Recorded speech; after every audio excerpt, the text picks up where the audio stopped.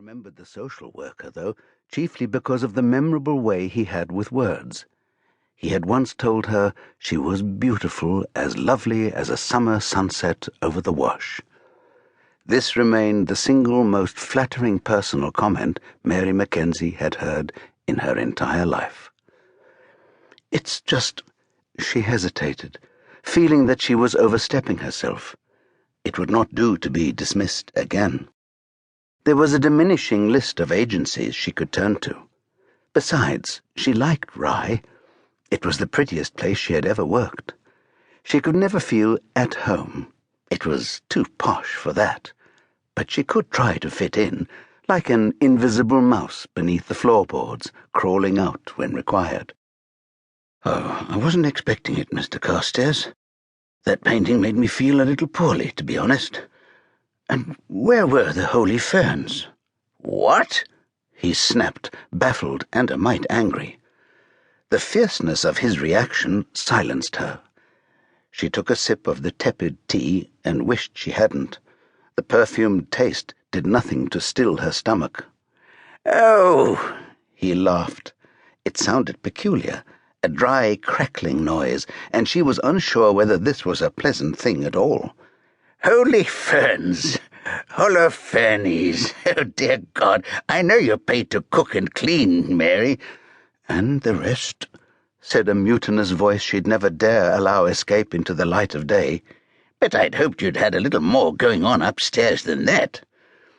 "I thought you said—" she protested, until she realized there was little point.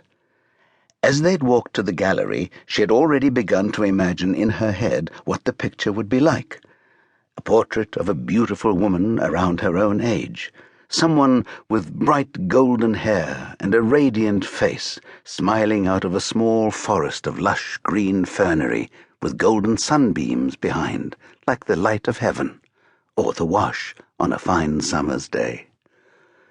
Mr Carstairs shuffled upright from his present slump, squirming inside his shiny old suit. She recognized the gesture. He was about to deliver a lecture, and intended to extract double pleasure from it, first by wagging his skinny index finger at her as he held forth, then by letting her know how disappointed he was, if not utterly appalled, that her ignorance made the whole performance necessary in the first place. "Holofernes," he intoned. "There, say it after me." "Holofernes." She repeated the 4 odd syllables as quietly as she dared. The people at the next table, 2 nice-looking girls in pretty T-shirts and skimpy shorts, were beginning to stare. "According to the apocryphal book of Judith, he was a general of Nebuchadnezzar during the 6th or 7th century B.C., Mr Carstairs continued in his best teaching voice. "He was sent against Palestine and was about to besiege, and no doubt sack, the city of Bethulia. Judith, a Jewish widow, slipped out of the town, ostensibly to tell him he would be victorious and offer a little entertainment as a distraction. Then, when he was drunk and sleeping, we may surmise what went on before, she decapitated him."